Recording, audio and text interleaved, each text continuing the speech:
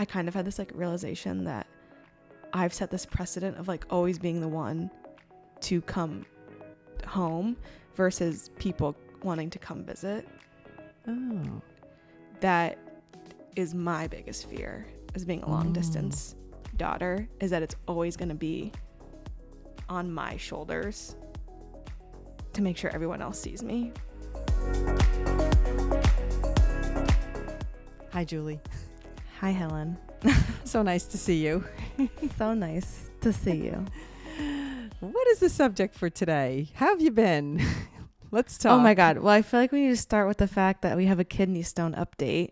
Oh gosh. Never thought we'd have more info on this, but I know. I thought we were done with the kidney stones, but I think this is a crucial update to the story. Okay, go. So if you didn't listen to last week's episode, you can hear the whole journey of the kidney stone there. But what happened was this week, almost like exactly a week after the hospital visit, I started having the excruciating, agonizing pain again. Like, I started panicking because I was like, why am I having this pain again? This is so confusing. I'm concerned. Like, is something wrong? And so I send all of my lab like discharge papers to my friend Liz, who is a PA. And I said, can you take a look at these? Because I'm experiencing a lot of pain today. I don't know if I should be concerned. Let me know. And she's like, oh, well, this is the second kidney stone. And I was like, say what? You didn't know? That's crazy that they didn't mention there was a second kidney stone. Yeah. Oh my gosh. So that was really frustrating. And she said that this is the second kidney stone probably doing the same thing that the first kidney stone was doing last week, where it's like making its way to the bladder. Because I was having that same pain. This time the pain was slightly different. It was all lower back pain. And the first week was all like stomach pain. So that's why I was like confused. So she's like, yeah, this is the second stone. And it's like, what? Why? How does a doctor not tell you that there's two kidney stones? That's insane. I don't even know. How do they I don't know. How do they doctor? How do they doctor? That's a good term. If they can't. Oh my gosh. And like, I was reading the paperwork when I started to have pain, and I was like, oh, this sentence is weird. It makes it sound like it's two different kidney stones, but maybe it's just the way it's written. It's doctorese or whatever. So I sent it to Liz, and she's like, no, it's two stones. And I was like, fuck. Well, that's an adventure. And now you're on your second stone adventure. We don't even know where the first one is. So don't know where the first one is. The mystery. I've been straining my pee like nobody's business every single time, and nothing. Nada. I don't know what it is. So I don't know. I mean, I had the experience where one I never saw, but one came out that was bigger for me, and then the other one I never saw. So I don't know if they can sneak out. How do they do it if you're straining? At what point do I just like give up straining and just, because it's an ordeal. It's not fun to carry my backpack around. The issue is that if you can catch one and then they can test it, it is helpful. I know. So I would keep straining. I know. Keep straining. I'm doing it. I'm straining. I know you are. Oh, baby. It stinks. It also stinks to be far away for it. As you know, the topic for today, we want to talk about our long distance mother-daughter relationship and the good, the bad, mostly, not bad, but the challenges that are attached, and sometimes the emotional part that is happening because of it, which we can talk about upcoming July 4th, for example. So let's kick off the topic, and let's just hope that the kidney stone makes its way out of your body soon. Yeah. Sounds good. That'd be nice. Yeah.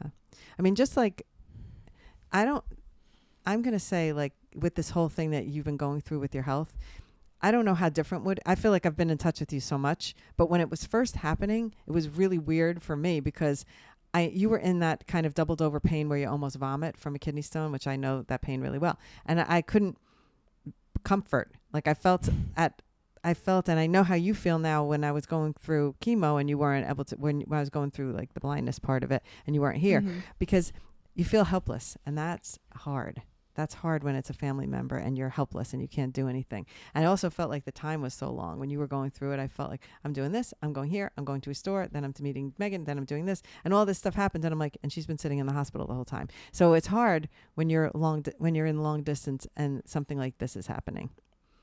Yeah. I think. I feel like the tables turned so you could know. At least mine was only like a day. Yours was like a week and a half of agonizing frustration, because it's like, what am I doing? Like, you try to go about your regular life. Yeah. And it's hard because you're just like, well, nothing really matters right now. And so get that. It's definitely hard. I'm like, obviously glad I'm not here alone, and obviously got Steven, and like That's big part of the puzzle is having a partner that supports me as well and is like family at this point. Yeah. Plus you're making your friend groups out there together. Yeah. So it's like slowly building like that support network. It's just, it's not the same, but like not being able, for like if I was in the hospital in New York, you could just like bop over and wait in the waiting room with me. Whereas like you can't exactly do that across the country.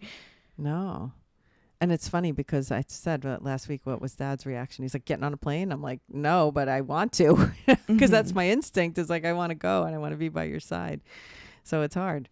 That part of it is hard. So we know for a fact the health challenges are attached. Factual. Yeah. And we've both seen it. But what about day to day? Are there any thoughts on, because I do think, how can I say this? I do think the way our life is, that we text and we talk, and even with Tommy being on the Upper East Side, I'm texting him, and I'm probably talking to you more actually, because we talk more on the daily, whereas with him it's like every couple of days if something comes up, or if I'm going to see him, or if we're making a plan. But with you, I really do text you every day, so our communication is very connected despite the distance. Yeah. I feel like it doesn't like, so then when we do see each other, it doesn't feel like, oh, it's been like weeks or even months since we've seen each other, because it feels that more for other people, because then it's like, well, I'm not necessarily texting Tommy on the regular. But I mean, like, right. I feel like I text like Tommy and Jenna, like in a, like I almost text, I feel like talk to Jenna more than Tommy, which is funny. Wow. I don't know if it's just because like we are always like Instagram DMing about things, and Tommy's not like super active, or right. Also just like Tommy's also working more intensely. So like if I need answers from them about something, like I'll either text Jenna or I'll put it in the group chat with Tommy and Jenna and Steven. So it's like in a chat. That's so fun. You have like a sister now. I know. Shout out to Jenna. Shout out. Oh, I love loyal that. Listener too. Oh, that's so nice. That makes me happy to know that you can, that you guys communicate so well. It's good. It's also, I also think, for me and you, it's a mother-daughter relationship versus a mother-son. And I do think I'm close to Tommy. I think I probably talked to Tommy. Do you know you sent me those videos one time of a football player and how they were asking how often they call their moms? Remember that funny TikTok? It was so funny. And I was laughing because a lot of them talk to their moms every day. And I will say, I don't have that kind of every day. I don't need to talk to Tommy every day. I don't have anything to say to him every day. So that's mainly the reason. But immediately when something is going on, it's like time, we're in touch constantly. So doing his little new passion project, I've been talking to him a lot about that, and back and forth with him randomly. I have thoughts on that, so I'll send him notes. But it doesn't mean I see him more. I feel like sometimes I see you as much as I see him in person. Yeah. Which is... Except in the summer. Summertime, they're almost with us every weekend, so that's really fun. And then it goes into like the dry zone of the winter and the fall, and then we don't see them as much, so it's funny. I feel like the hardest thing for me being a long distance, well, like one of the hardest things, is always the summer, because it's always like LBI is the special time and the special place and always like the place to be. And it's weird because this year I'm not going to be there for 4th of July, probably like the first time in my entire life, which was like, it's like frustrating because there was a lot of factors that like went into that decision, but ultimately was like the kidney stone was like the final nail in the coffin for like not being able to, because we got back from Chicago, and then I was like, okay, we should like book our LBI flights for 4th of July. And I'm like, oh my, like Steven's like, that's like 3 weeks away. And I'm like, oh my God, that is. And then I kind of had this realization. I'm like, I've been traveling every 2 weeks since March. Like I'm exhausted, like getting on a plane again. Like this isn't insane. Like, oh my God, like it's just hard this year Yeah. traveling a lot. And it's been fun things. It's been like our ski trip. It's been Jenna's bachelorette. It's been the wedding. It's been like the wedding for Steven's cousin in Chicago. Like, it's all fun things. Yeah, but it's a lot. Traveling is exhausting. But it's a lot. And then I can't get in, like, I feel like I haven't been able to get into a routine with literally anything the past couple months because I'm always leaving every 2 weeks. And so that was like a really big part of it. And also the fact that like at the end of July, it's my cousin Olivia's bachelorette party and it's back on the East Coast. So it's like, oh my God, I'm going to fly to LBI, then come back and leave a week later, go to Boston. Like, maybe let's just combine those trips, even if it's not 4th of July. It's really okay. So it's good because I feel like I'm getting to that point where maybe taking the weight of like being there on a certain day. Yes. That is a really good. Yeah, that's a good thing to like let go of. Yeah. When it comes to certain days where you think that day always reminds you have to be there for that specific time. And you've always, I think when you got so emotional about it, because of course you called me and you couldn't even call me because you were crying about when you made the decision that you weren't going to come. And I think partly it's because you put in your mind and you've made a statement in the past, like, I know where I'm always going to be on July 4th. And so you've set yourself up for that instead of saying, every summer I'm going to spend time at the beach and it doesn't have to be on that exact day. And it was just one, and this might be just 1 year where you're not going to make it. The same things might not happen next year that cause you not to be able to come for July 4th. There's a lot of things. Listen, there's a lot going on our side too, because I might have now a shoot where I'm traveling, and part of me, when they first told me about it, it was like I might have to travel on actual July 4th, which thankfully I don't think that's going to happen. But that was rough too. I'm like, what? I'm not getting on a plane on July 4th. Yeah. But I had already been booked for this project, so if I have to go, I have to go.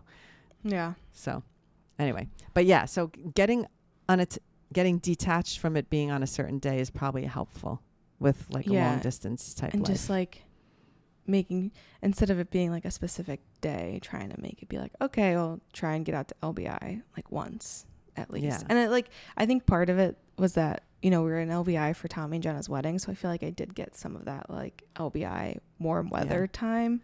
So I didn't feel as like, it wasn't like the last time we were in LBI was winter, because it's a totally different thing. And also like I live somewhere where there is a beach, and it's not totally, I mean, it's different, but it's still a beach, and it's still essentially the same. Like I still am able to do like very similar activities. So it's nice to be able to do that. Whereas like in Chicago, we did have a beach, but it was definitely different. The one close to us was like super touristy. We never really like actually went to go lay because it was always just too rowdy.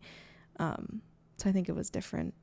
And also like Chicago was like an 1.5-hour flight. Now it's like a day. It's a day. Yeah.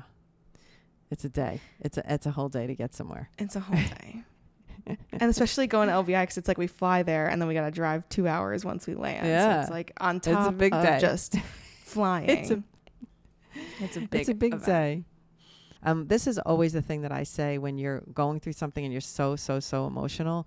You almost have to just let a day or two pass to see if you're as emotional. So one of the things you talked about on another episode was how you cry a lot, like you cry easily. That's one of your traits. And I know let me just say from my perspective, and this is also goes into long distance-ness. I like that. I think we should call this episode long distance-ness. But this plays into it, because sometimes you call me at something, you'll be so upset about something. And I get so invested in your upsetness. So I'm now as equally concerned, or I'm worried, or I'm like, I'm living it with you. Ugh. And then time passes, and for you, those things are happening and you're moving on to the next thing and the thing and the thing. And then the next day, maybe you're over it and you're better. I'm still like in a time warp. Like still in a time warp. The last thing I held on to was like your hysterical crying.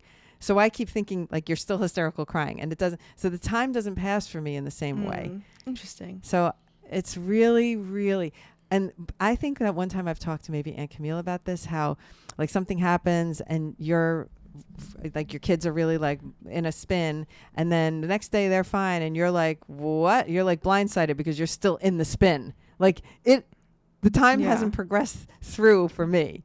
And I'm sitting here like, are you, oh my God. And you're like, oh no, yeah, I'm good. What? I know. 'Cause even after I cry about something, I'm like, oh, why did I cry about that? Like, it's just so annoying. It's like, I think part of it's just like regulating my emotions, and it's like hard sometimes. And I think part of that might be the ADHD-ness of it too. Yeah. Like that's like a big trait of like having ADHD is like having a hard time like regulating your emotions a lot of the time, even like your anxiety. Steven was telling me the other day that he listened to this podcast, like this Pete Holmes, he's a comedian, but how Pete Holmes gets this like anxiety, and he'll have anxiety like, oh, I forgot to lock the door, and he'll like spiral about forgetting to lock the door. And that's something he does to like combat the anxiety is like, if I get home and the door is locked, I'm gonna cut my leg off. Like something so severe to be like, okay, I definitely locked the door, I don't need to cut my leg off, to like kind of just like think about something in the opposite direction to get you so off and like reassuring your decision, kind of, which was like interesting. Okay.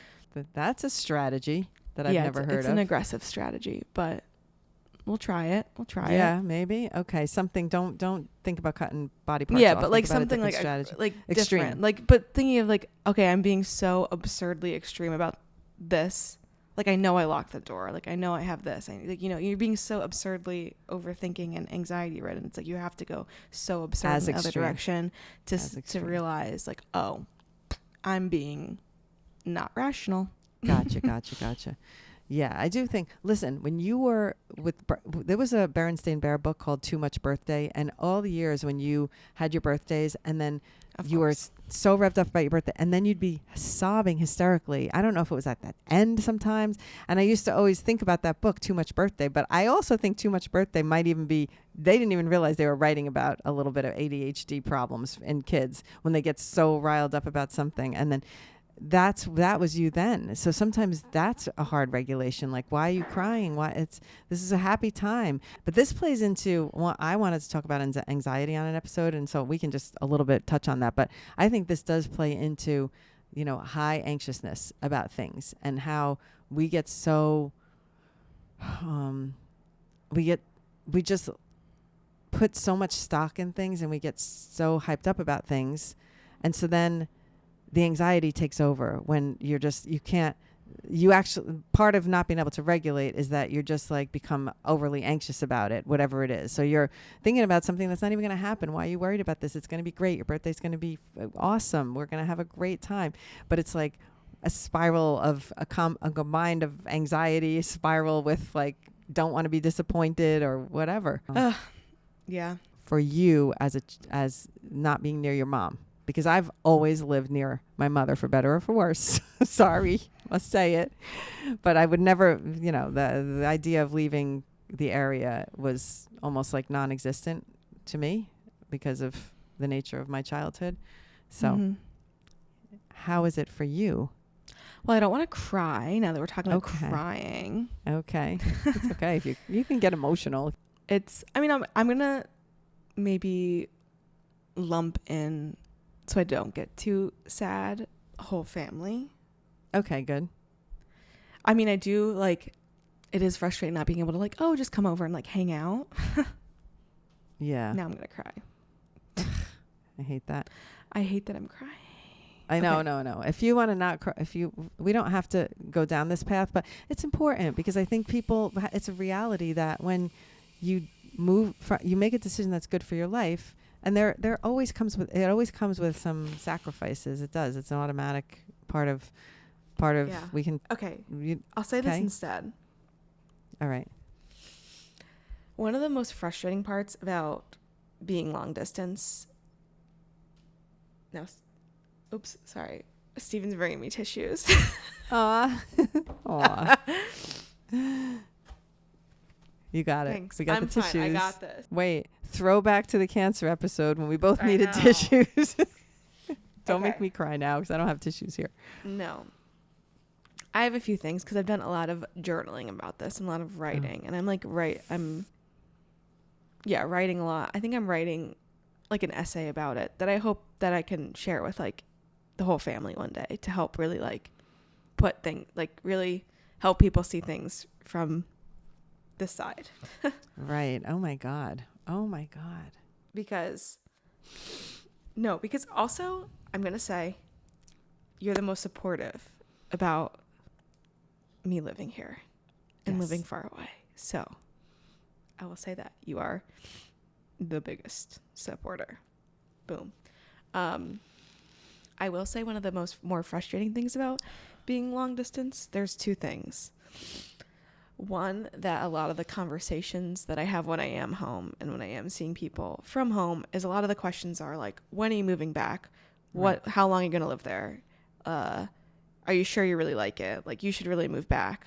And I know that is displaced emotion of like, they just miss me, and that's their way of communicating miss. But at the same time, it's like, why don't you ask me like, what's my favorite part about LA? Like, why don't you ask me like how my friends are, or how my comedy's going, or have I done anything cool, or what my life is like here? Because just assuming that like, oh, I could just pick up and leave whenever you want me to makes it seem like, oh, I'm not actively building a life here or that I'm enjoying, or that you're not as important. Or that you're not as important as the person asking it. Like it's becomes around it. It's almost like they're the main character and you're just a part of it, and they want you back in it as a character. Whereas, by the way, you're the main character of your life. So you should choose where you want to be, and then surround yourself and make it work for you, how you want it to work. I'm a kind of supporter of that idea. I don't think we should be living a life for what other people expect. I know I said two things, but I think it's gonna be three things. So the second thing is that I think over the past 2 years of living in LA, Steve and I are like, oh, we really like it here. Like more than we thought we were going to like it, which is also like, it's exciting, but then it's filled with like sadness. Yes. So because I'm like, oh, maybe we'll live here longer. And then that's like, oh, that's. Yeah. But I think this also leads into like my third point, which is like when I was feeling really down about like missing 4th of July, I kind of had this like realization that I've set this precedent of like always being the one to come home versus people wanting to come visit. Oh. That is my biggest fear as being a long distance daughter, is that it's always going to be on my shoulders to make sure everyone else sees me versus like the other way around. Wow, that is perspective that needs to be heard and needs to be opened in a way, because I do think you are definitely going to be not the only one that can relate to this as a person who moved, because I think what happens here is that the people who stayed where they are feel that they are the hub of the relationship. Or wait, let's see.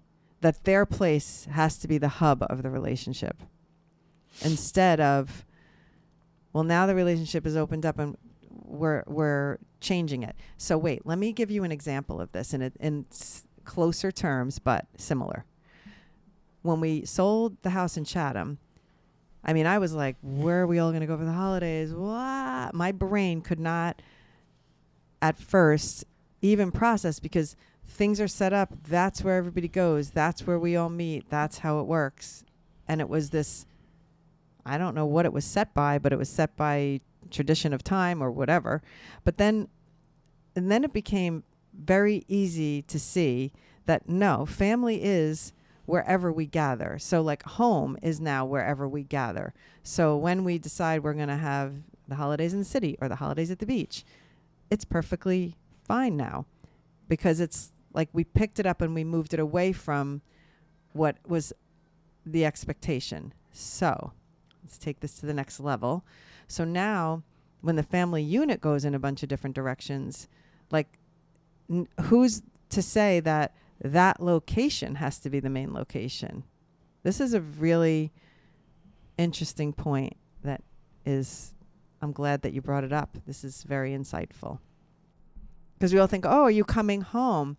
No, it's like, Yeah. is everybody coming home for the but what is home? Home is when we're together. So the gathering, which we've talked about, even just touched on recently about, wouldn't it be great to have Christmas out in California next year? And that would be so much fun. I mean, on so many levels. I think it would be fun for everybody. I think we're all old enough to be able to change where we do those things. And I have no problem with that. But, I do know that there is this situation where once you have your roots in your family and wherever they're growing, that's going to be your hub then. So for that period of time, it's what it's going to be. And anywhere else you go is going to be like traveling and uprooting. Mm-hmm. So it's just the evolution of family, and it's different. I was talking to that player, Victor Cruz, when I interviewed him, and he was talking about how family, everything was the hub. It was his grandmother's house was the house, and everybody revolved around that. And that's a very Hispanic heritage culture where nobody leaves. Like, people don't necessarily move out. They, the kids stay home much longer. They don't move out when they graduate college. They stay home. So it's also cultural. But we're so used to a certain culture that we were raised that a lot of times people don't want to change their mind about how it's going to be approached. Holy crap. Yeah. Wow. Okay, my eyes are opened. I mean, yeah, and I don't say this to put anyone in the family on blast.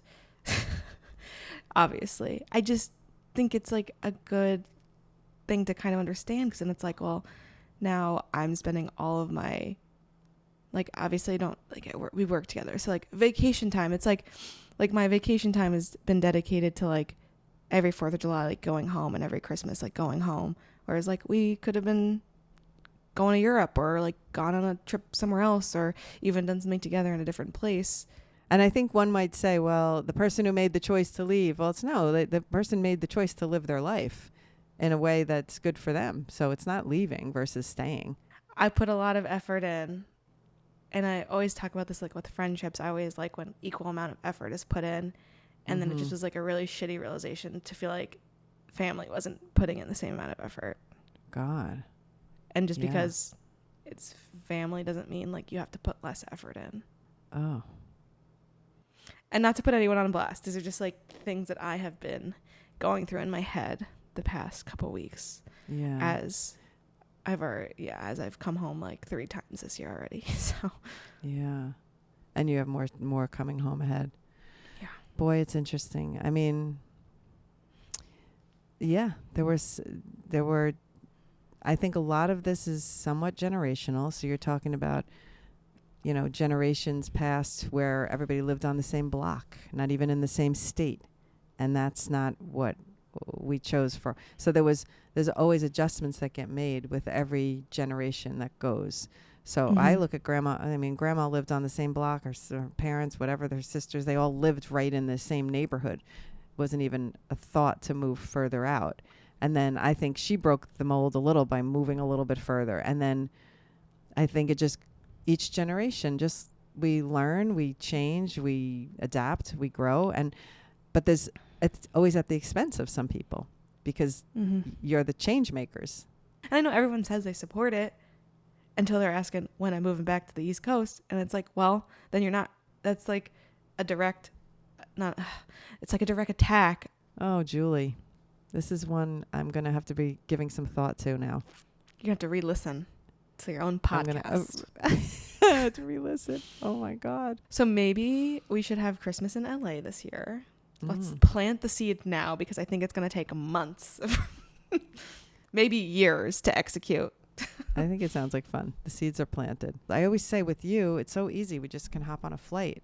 Just when you were doing that show and I was like, I want to go see it, I'm going to hop on a plane. It's 6 hours. What if I had to drive 6 hours to see you? Whatever. I'm getting on a plane. Okay. I have no problem with it. I don't mind the flights either. It's just been a lot of flights this year in a short amount of time. And I think all the traveling has contributed to the stones. So I'm seeing I'm having the physical effects. Yeah. And it's also financial too, because it's every time it's a flight, it's you're paying, and it's like you're paying for something, and it's not like you're flying on vacation. So that's understandable. Yeah. It's like that money could go to like a flight to Mexico or a flight somewhere new. It's because, like, we love to travel, but then it's like, oh, I got to allocate the funds to go back for for these specific days. All right. Now I have an opposite question, which is, what are the positives of not living near day-to-day family? Let's just talk Let's about end that. on the because positives. no, I'm not trying to turn it positive. I'm saying No, I know. maybe this I'm is just saying, okay. Yeah, but I'm saying there is some thought to think about, like throwing my own self under the bus a little bit, but living so close to family for me, grow up with the kids, and then they're involved in every little aspect of your decision making and your life, and there's just more. At least with this day and age now, we can still be in touch daily. We can see each other's face like we are right now on this Zoom call, and we can. The technology is our friend, so it really does help for us not to feel so far away. But back in my day, it might have been nice to live a little far from my parentals. So I don't know. I look at it now and I think, well, I'm grateful that I lived close because, maybe they're not going to be here for that much longer. But there's periods of life where it was not the easiest. Yeah. Well, then that's another factor. It's like, oh, people aren't going to live forever. And then I'm like, I feel guilty. It's a lot of long distance daughter guilt, as I would say, the biggest. Like, I feel guilty for living the life that I want to. Oh, but I don't want you to feel that way. I know. But sometimes it hits hard. Yeah. Okay. Well, we can end on some positives, though, because then I have to go. Okay. Are there any positives? Let's make sure there are. I get to experience new places, and I get to I always thought I'd want to live in California potentially. I feel like even before I even was thinking about college, I was like, oh, it'd be cool to live in California. I've had people tell me they thought I was from California when they've met me. I think living here, I don't know. It suits you. It suits me. I always have liked travel and adventure and trying new things and having new experiences. And I think living in new places fulfills that in a long game kind of way. It's more than just going on a week trip. It's okay, let's immerse ourselves in a new city for a few years and get to know I love it. I love the city. I would have never known I would have liked living here if I hadn't lived here kind of vibe. Everyone, especially I love it. If I get LA specific, it gets a bad rap. You have to drive everywhere. There's traffic. It's always sunny. It's loud. It's hot. I don't know. And that at first made me nervous to move here. And now I'm I kind of love it. Kind of love more it. than I thought I would. And there's really great food and there's beaches. And it's all the things that I love to do as a person are here. Oh my God. And so maybe you want to raise a family there. So what? I mean, book some here's flights. Here's what I want to say to that. Let me just I'm going to throw this out there because, okay, ponder me this for a second. On an upside for me with you living there, because there is, mostly it's a bummer. Oh, I don't get to see you every day, but it's not a bummer, because I talk to you every day. So I don't really, I don't really even think about it. I don't think, oh, I'm not seeing Julie. I'm sad. I never even think about it like that at all, ever. I'm telling you plainly, and maybe that'll hurt your feelings, but I don't actually think of it as a loss. But when I think about the bonus, which is when I come to see you, if I just visited you, if you lived here and I visited you guys in an apartment, maybe I'd spend an hour or two. Maybe I'd come for dinner. Then I'd go home. I get to live with you for days. That's fun. And that's cool because when I come and the times when I come myself and I'm in your house and I have my little spot on your couch in your room there, which eventually could even be a pull-out one day and be a bed, but I don't need it. I like a couch. So I'm good. Okay. So when I'm there and then you come in the morning and it's oh, this is fun times. And then, Steven's making some scrambled eggs in the morning and we have time that's more precious than if I was just coming over for dinner and then, oh, bye. There is a difference there. Now, I will say, I'm going to flip it around a little because we have the place at the beach, I do get to have the same experience with Tommy and Jenna because they come for the weekend and then they stay. So I feel very blessed. I don't feel like I'm deprived of any time with my kids. I never feel that way. When Jonathan comes, it's all in. He's here. I love that he lives in another house. And then when he comes, it's all in. And then he gets to go home. So there's a break. It's always it's always more encompassing. And so I don't care where you live. It's just fun for me that I'm going to come to it and I'm going to hang out for days. So let's just pretend you're going to have your family out there. You're going to have kids out there. Believe you me, honey, I'm coming and I'm moving out there for a month and we're going to have some time together. And then I'll come back and then visit with Tommy and Jenna and their kids, hopefully, if they invite me.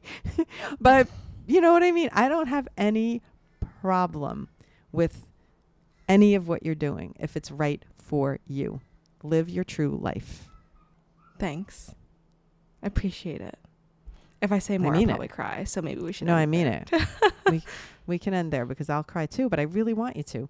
I'm going to, did I mention this before on a podcast when I saw Tommy's friend Brian at his wedding? I don't know if you and he's mentioned it on a podcast. I don't know if I said it on a podcast, but he said, you know, he remembered a time that we got together and that we were together, and he remembered me saying to him, you know, don't live your life for someone else, live it be true to yourself and live it for yourself and do the things you want to do. And he always remembered that.